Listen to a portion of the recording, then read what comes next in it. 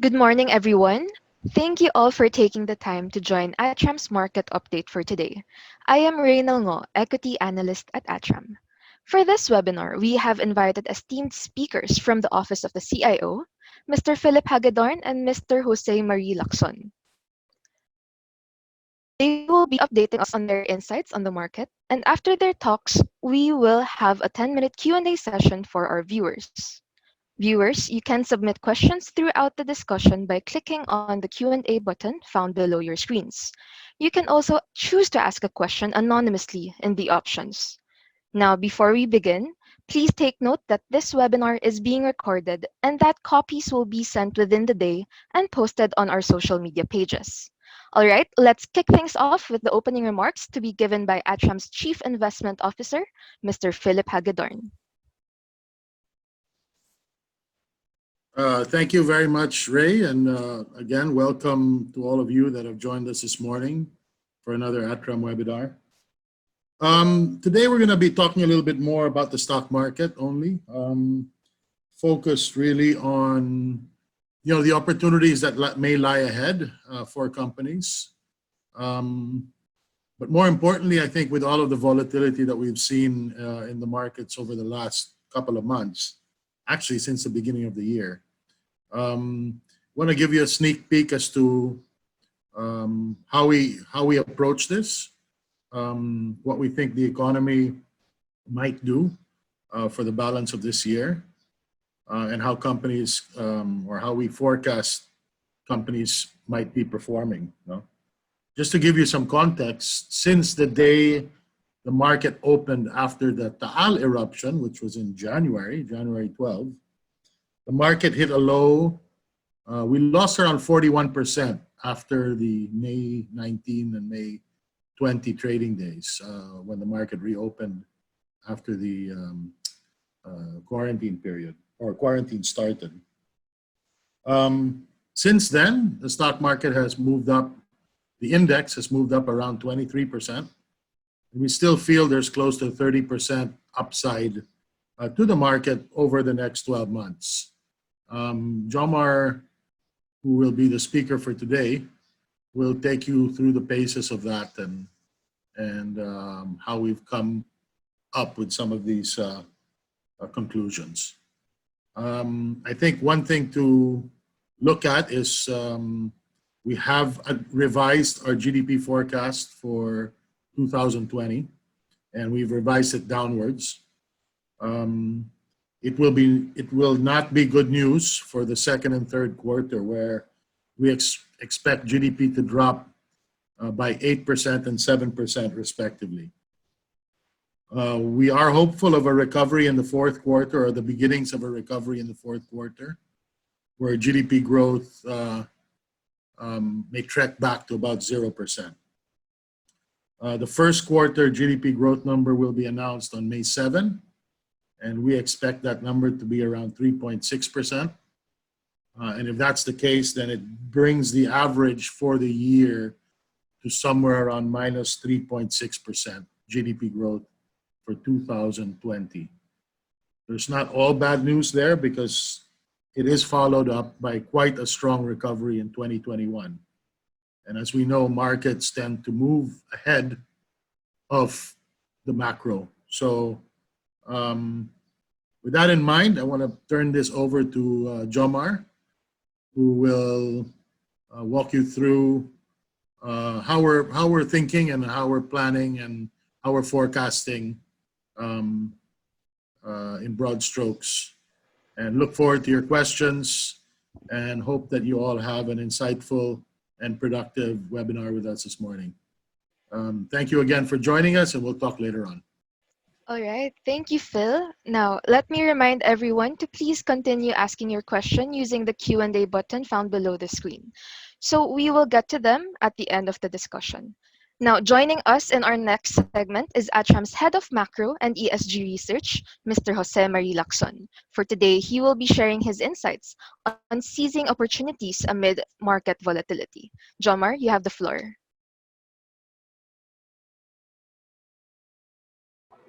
Hi, good morning, everyone. I'd like to welcome everyone to our weekly webinar And thank you for taking some of your valuable time to hear our views on the market. This is week 6 of our community quarantine, and we hope you and your loved ones continue to be safe and healthy. Now, in the next slide, today I want to talk a little bit about the economy. We've seen that asset markets are currently being challenged by higher volatility, and we need to be aware that the asset markets only reflect expectations over what is happening in the real economy, which is GDP.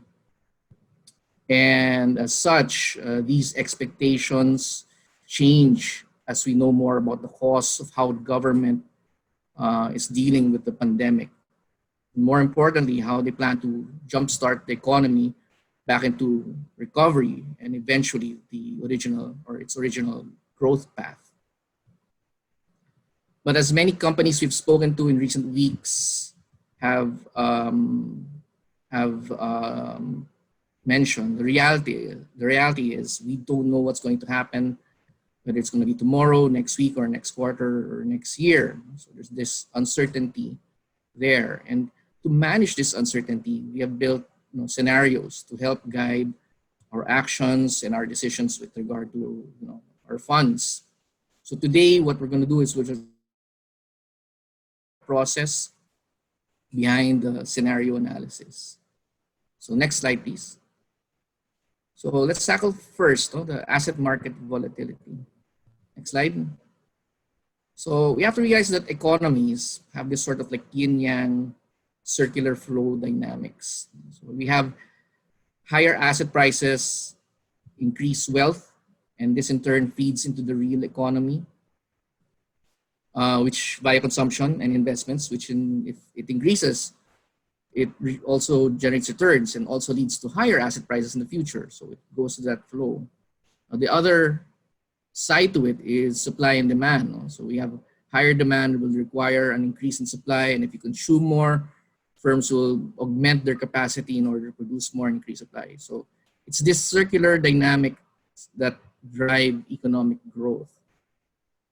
However, the pandemic has caused governments to institute these policies that break or interrupt this circular flow. And it's in the asset market that we can see where the expectations have been disrupted the most. Next slide. Volatility. That's why we've seen the PSEI drop by about 35% in March. Only recently, I guess the significant was this week, wherein we saw oil futures having these unprecedented price levels below zero. Again, all this volatility is in reaction to what is happening in the real economy. So these are really more of expectations that are being. All right. Sorry, viewers. It seems that Jomar is experiencing some technical issues on his end. Ray, I can take it from here if I'm coming All in right. clear. Thank you, Phil. Yeah, so I think we are seeing a lot of volatility in asset markets. Jomar was pointing out, and I pointed out earlier in the slides. Now, Philippine equities down as much as 41% since early January and recovering. Significant amount of that, actually, 23% bounce where we are today. Brent futures, the oil industry has been in a spiral, really. It's been all over the place. Futures, for the first time, we saw it negative territory in a very, very wild trading market there. So this volatility is existing. I think the next slide. I feel. Yeah, Jomar's back. Jomar, I was just updating on volatility. If you can take it on from here. Thank you, Phil, for. I know we're having some connectivity challenges today, so I'll back you up in case you disappear again. Okay, but this volatility, just to continue, thanks, Phil. Or is there really this volatility? It's just looking at the peso dollar rate. So in previous crises that we've experienced, this volatility tends to be also felt in the peso dollar rate. But it hasn't happened yet. And part of the reason behind this is because of our healthy dollar reserve levels. As you can see in the chart, And what this means is that it is difficult to speculate against the peso, because we have sufficient reserves to meet our dollar needs. Something that we had sorely need or lacked of back in the 80s, 90s, and even the early 2000s. So speculators would be worried about generating or introducing this volatility in the currency. So if the economy is so strong, should we worry? Well, the problem is we don't have the data yet. Economic indicators take some time before being published. And in the meantime, our research would just have the following observations from the corporates. So I think ICTSI mentioned that volume declines were even sharper than those in the 97 and 2009 crises. But in recent weeks, there have been some improvement. Our discussions with the likes of URC and Axelum, food manufacturing still seems to be in a very low capacity utilization levels. And with respect to retail, initially there was some 50 to 60% growth in same-store sales for supermarkets, but this has since moderated to around 10 to 15%. So what does this mean? It means that economic activity got really bad in late March and is still weak or contractionary state, but we are seeing some life coming back to demand, or at least some movement with goods, at the very least. So what has us worried? Next slide. So we're worried. Next slide, please. So this is about the economy already. So we're worried about how the quarantine and the global recession will affect unemployment levels here in the Philippines. So we have an estimated labor force of about 42 million people and overseas contract workers of around 2.2 million Filipinos. And we currently have an unemployment rate of about 5.3%, which historically is very low, if you can see the chart. But we've in the past, we had chronic high unemployment rates, double digit. So if we assume, and this is like a worst case scenario, that all the contract workers come home and there are no jobs waiting for them, you can see a return to these double digit levels. But that's an extreme case. But what would have an impact, of course, is through the remittance side. Okay. And still continuing on the labor force, next slide. As you can see, this quarantine affects nearly 80% of the labor force when we count services and industry together. In the services sector, the ones that are vulnerable are retail, hotels, and transportation. So they account for like more than 50% of services, the labor force in the services sector. And manufacturing, when it comes to industries, 46%. And if we were to look at specific regions, because we don't know how the ECQ, I think there will be a decision today by the president on whether to continue the ECQ or how to modify it. So if the ECQ were to be modified on a geographic basis, the most vulnerable part of the labor force in Luzon, which is around 57% of the labor force. Next slide. So without jobs, we can see this supply shock translating to a demand shock through consumption. And if you look at GDP, consumption is the biggest driver of GDP, excluding net exports, around 70% of GDP. So this is where we begin building our scenarios, trying to look at consumption, what's going to happen to consumption. So next slide.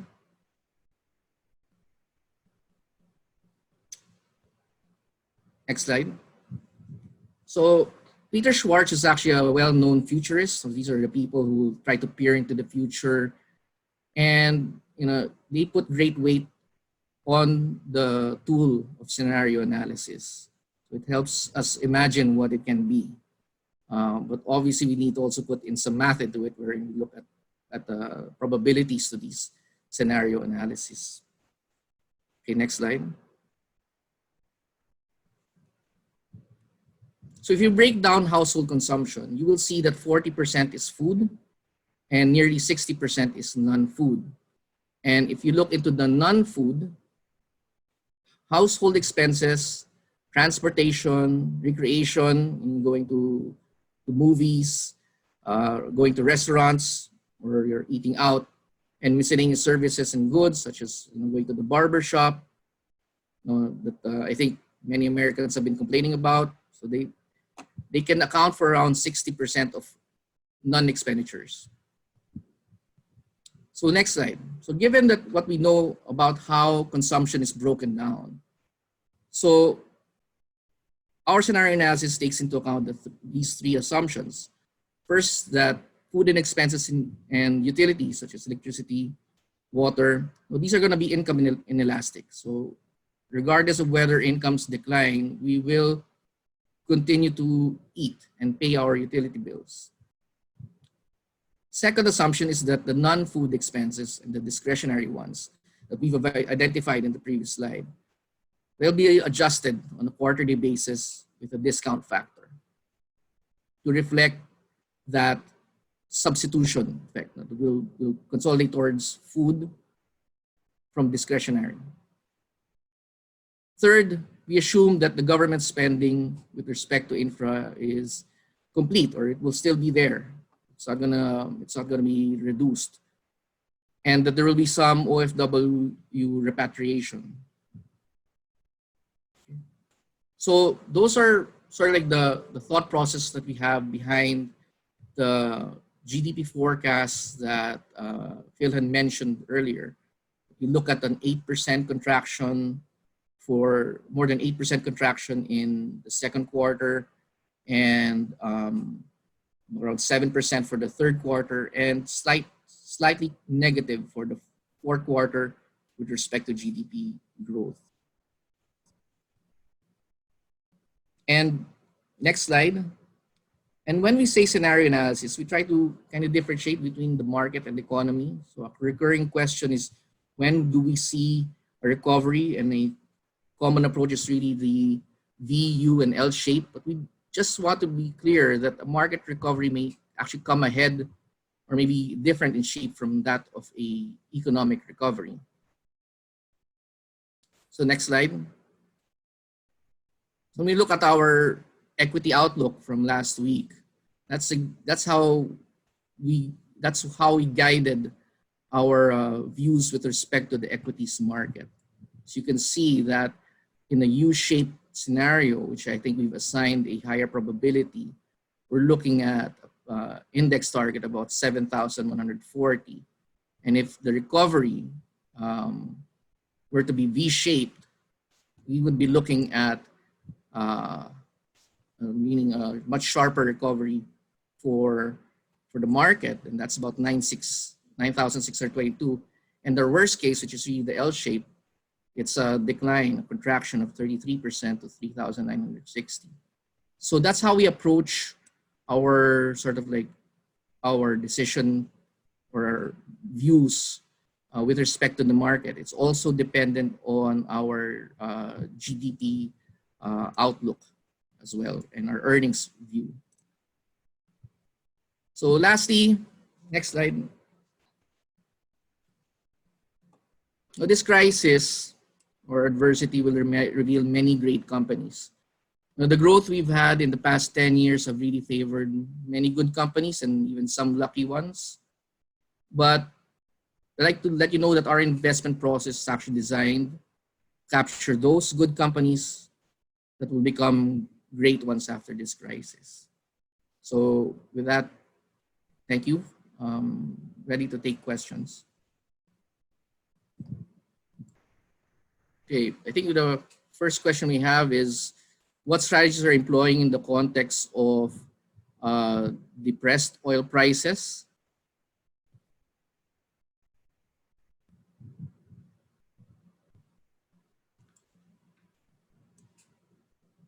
With respect to the fixed income, I believe the main focus there is really more tactical in nature. I believe that they are looking.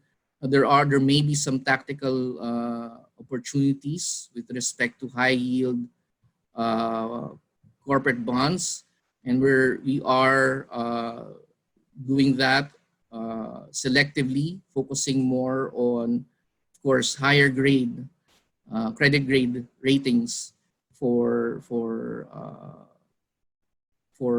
such a portfolio. So we can get a little bit of the yield, but we need to also be very careful given the oil prices. Jomar, can you maybe talk a little bit about the scenarios in terms of recovery? Because clearly, I think we have a scenario where the macro picture looks to be improving around the fourth quarter of this year. How early do markets move? I mean, if the economy shows signs of improving, and what do we maybe you can share what we're looking at or looking for to gauge this, no? In terms of the spending patterns of people. Yeah, I think the key there really is the government. I know that the news has shown that they've reallocated some of the budget or the unused portion to focus on the consumption, meaning just supporting vulnerable households by giving them cash through the social amelioration package, and at the same time through these initial food packs that are coming from the local government. And the budget there coming from the government is, I think, around slightly south of 300 billion for the budget up to May. And that's kind of what we factored in, what they plan to spend, and the ones that the spending that's more to augment the loss of income. The key here really is the fiscal stimulus, because that's the one that's gonna kick off kick off any recovery. So the first thing I need to see is the lifting of the ECQ, because even if you put stimulus there, if there's no sort of logistical infrastructure or mechanism, then it might just get stuck somewhere. So we Well, need to Jomar, have I want to add though that I think lifting of the ECQ is not going to happen for a while. The question is, under this expanded community quarantine process, what sectors do we believe will be allowed to start getting back to work slowly? Because that is a scenario, correct? Is that a scenario? Right. Yeah. So what's kind of built into it right now is that the agriculture and manufacturing will be relaxed quarantine, I guess, if you want. That they'll be allowed to movement with respect to goods. I think that's the first thing that will happen with the ECQ. And that will allow infrastructure projects to start moving as well. So you have construction, all in the industry. What's more vulnerable is on the services side, wherein we have retail, because I think the malls will continue to be will still be closed, with some select stores that are considered essential. So Thanks, services Jomar. would still be but the fiscal stimulus that's in Congress right now is about 370 billion pesos worth. And I think the point there is to target the MSMEs. And that's the reason why we're looking at unemployment. I think about 98% of establishments below 50 with 50 employees are the ones that need that stimulus. So it's very crucial that we have that package pass through. Thank you, Jomar. There's a bunch of questions here on what we should do as investors now, and I'd maybe try to tackle them on the whole. No? Clearly, maintaining a multi-asset approach is still the preferred approach. There's no one asset class that we think you should be piling into altogether. Philippine interest rates have room to move down more, but we think maybe the big move is done. So you will look to probably shorten your duration. and slowly but surely be deploying into equities. We think equities has a significant upside. We have a base case scenario of 71.40 for a fair value for the index. That's taking into account potentially an negative earnings growth year this year. Starting to build up your equity exposure is, I think, what we think investors should be doing for Philippine assets. On the global front, we're more constructive on global fixed income, focusing on highly rated sovereigns and very select corporates. We certainly don't want to go down the risk curve here. Yield is not going to be too high, but it is the safest way to play it. On the equity front, actually, we're constructive. And again, I caution that there's no need to jump into markets all in one go, but to continue to slowly build up equity positions, global equity positions, primarily focused on US tech, where our focus is right now. But again, not rushing in guns a-blazing, so to speak. No? Just checking some other questions here. I think, again, about the economy, Jomar, do we have enough money to get through the short-term challenges? I think that's a general question that's out there. Yep. I think the important part is the chart with the external debt to GDP, which is actually the lowest. So technically speaking, we can't, but the target, I think, is to increase it to about 47% of GDP. So it's, if the question is whether we have cash today, remember the tax revenues are not happening at the moment.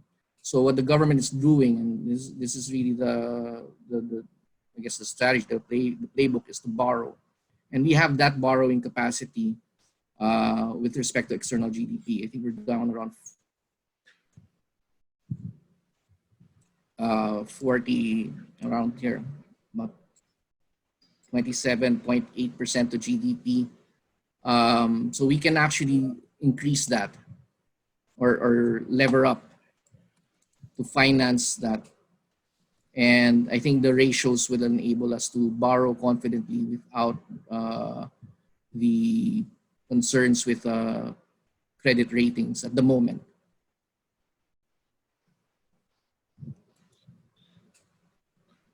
Okay, Ray, are you back on? Are there any final questions that we have for Jomar today? Yes, I think we have one last question, Jomar, if you don't mind. There's a question here that since our economy is closely linked with other world economies, how dependent is our economic recovery with the recovery of the economies of China, US, etc.? Should we be worried if they don't recover enough on time? Yeah, so the transmission mechanism, like to look at that, is really through three. So there's remittances, which is like the bigger, most important one, and you have our exports and our tourism, and we are the most important would be on the remittance level, because with respect to OFW remittances, about 60%, mistaken, are sourced from the US. Now, you can debate that it's not direct, but I think at the end of the day, the US forms a good chunk of that remittance being sent here. Now, we need to we are monitoring the unemployment outlook for the US. But having said that, historically, even during those, the GFC, even the dot-com bubble, remittances have remained very stable. So if ever anything does happen, then we need to just be monitoring that. But I think that's the main thing that we need to monitor. With respect to tourism, um, well, China is if what really needs to happen is that the travel restrictions are lifted, and I don't we don't think that's gonna happen, within the like in the short term. All right, great. Thank you for that, Jomar. I think we can wrap it up here. Again, thank you, Phil and Jomar, once again for presenting your insights and thoughts on the market. And thank you as well to our audience for tuning in to our weekly webinar and asking really good questions to our speakers. So, if you have any further questions or would like to learn more about ATRAM strategies, please get in touch with your ATRAM relationship manager. We will be sending the recording of this webinar to all of you, and we will also post this on our social media pages shortly. Again, thank you everyone for joining us. And on behalf of ATRAM, I would like to wish you all the best of luck in traversing this market. Stay safe and have a great day.